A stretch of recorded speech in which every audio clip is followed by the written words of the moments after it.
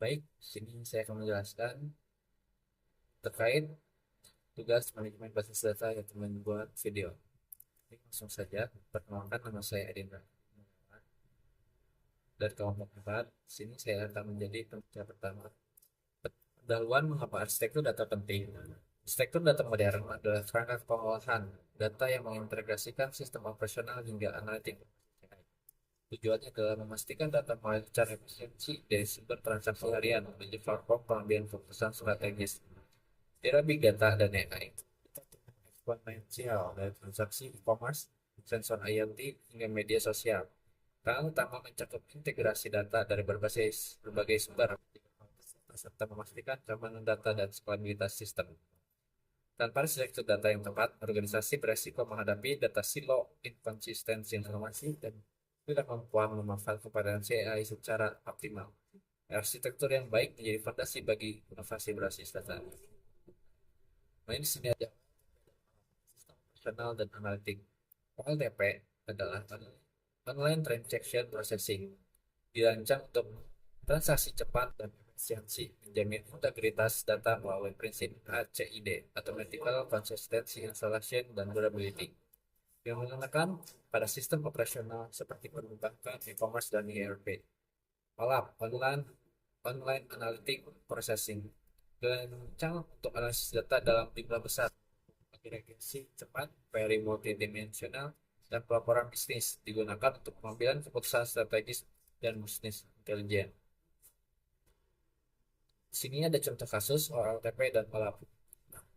OLTP, transaksi komersi real time. Setiap pembeli di platform seperti Tokopedia atau Shopee diproses secara instan melalui sistem OLTP, memastikan integritas data. Ketika stok berperang, bayaran tercatat, dan notifikasi dikirim dalam hitungan detik. Ribuan transaksi per detik dilakukan tanpa gangguan pada pengelolaan pengguna. Adapun OLAP, analisis tren penjualan retail. Data dari ribuan toko dikumpulkan dan dianalisis untuk mengidentifikasi tren penjualan berdasarkan waktu, wilayah, dan kategori produk. Manajer bisnis dapat melihat laporan integritas seperti produk terlari per kuartal atau performa promosi. OLAP memungkinkan mengambil keputusan strategis berbasis data yang besar. Kan saya di sini Hmm. saya akan menjelaskan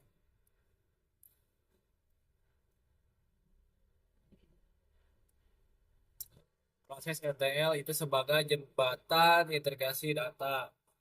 Nah, jadi kepanjangan dari ETL itu adalah ekstrak, load, dan jadi ekstrak itu adalah mengambil data dari sumber database.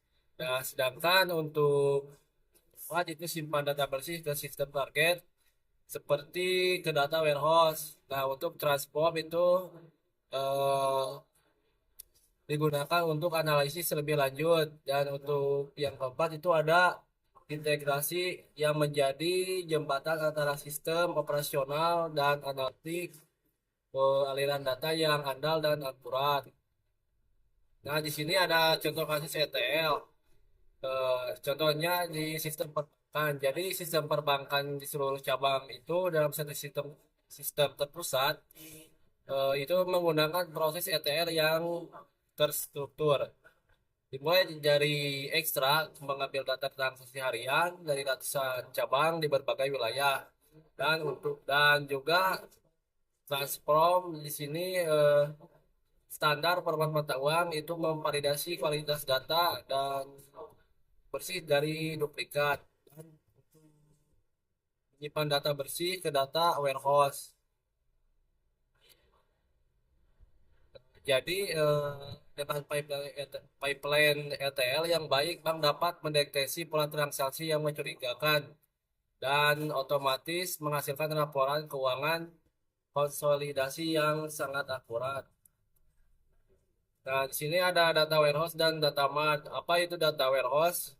Jadi data warehouse itu adalah penyimpanan data terpusat dengan pendekatan skema on read dan data didistribusikan sebelum disimpan. Eh, seperti konsistensi dan kualitas tinggi seperti pada pelaporan bisnis, analisis historis, dan pengambilan keputusan juga strategis lintas departemen. Dan di sini juga ada data mart. Apa itu data mart? Data mart adalah data warehouse yang dirancang untuk kebutuhan departemen tertentu. Misalnya di sini ada marketing, keuangan, atau HR. Jadi data mart itu menyediakan akses data yang lebih cepat dan relevan serta mempermudah analisis spesifik sesuai fungsi bisnis. Baik, di sini saya akan melanjutkan penjelasan dari teman saya sebelumnya. Sebelumnya perkenalkan, nama saya Zafar Abdul Rahman. Langsung saja penjelasan selanjutnya dari teman saya tadi. Contoh kasus pada jaringan data global, data warehouse. Jaringan data global menggunakan data warehouse terpusat untuk mengintegrasikan data kasir dari ribuan toko di seluruh dunia dengan skema on right. Data transaksi harian dikumpulkan di standarisasi dan disimpan secara konsisten untuk mendukung pelaporan kinerja bisnis secara menyeluruh. Selanjutnya ada data mart marketing. Data mart marketing dibuat sebagai subset terfokus dari data warehouse. Khusus untuk tim pemasaran, digunakan untuk menganalisis efektivitas kampanye iklan, tren pembelian pelanggan per wilayah, dan mengoptimalkan strategi promosi berdasarkan data historis yang relevan. Selanjutnya ada data lake. Data lake, penyimpanan data fleksibel. Pertama itu ada penyimpanan data mentah dalam berbagai format, mulai dari gambar, audio, log IoT, dan dokumen tidak terstruktur. Berikutnya skema on read. Struktur data ditentukan saat data digunakan, bukan saat disimpan. Berikutnya fleksibilitas tinggi untuk eksplorasi data, machine learning, dan AI. Berikutnya mendukung analisis skala besar dengan biaya penyimpanan yang lebih efisien. Untuk risiko data swarm, tanpa data kelola data yang baik, data lake dapat berubah menjadi data swarm, yaitu kumpulan data yang tidak terorganisir, sulit ditemukan, dan tidak dapat digunakan secara efektif. Diperlukan metadata manajemen dan data governance yang kuat. Untuk contoh kasus, kami ambil dari rumah sakit modern. Contoh kasusnya, untuk rumah sakit modern menghadapi tantangan besar dalam mengelola berbagai jenis data tidak terstruktur, data lake menjadi solusi utama untuk menyimpan data rongsen atau X-ray, MRI, rekaman konsultasi, catatan medis elektronik, hingga log sensor IoT dari peralatan medis. Semua data mentah ini disimpan repository terpusat dengan pendekatan skema on read, memungkinkan fleksibilitas tinggi dalam eksplorasi data. Dengan data lake, tim analisis dan ilmuwan data dapat memanfaatkan rekaman historis untuk melatih model AI dalam mendeteksi penyakit dari citra medis, prediksi risiko pasien, dan mengotomatis diagnosis awal. Tata kelola data yang sangat krusial untuk menghindari data suap dan memastikan keamanan data pasien sesuai regulasi. Nah, selanjutnya akan dijelaskan oleh saya. Saya akan menjelaskan kesimpulan dari model hybrid arsitektur data modern. Yang pertama, ada pelaporan terstruktur. Data warehouse memberikan skema on-write yang konsisten untuk laporan bisnis yang akurat dan terstandar. Yang kedua, ada manfaat hybrid. Kombinasi keduanya memberikan keseimbangan antara kecepatan pelaporan dan fleksibilitas eksplorasi data. Yang ketiga, ada eksplorasi fleksibel.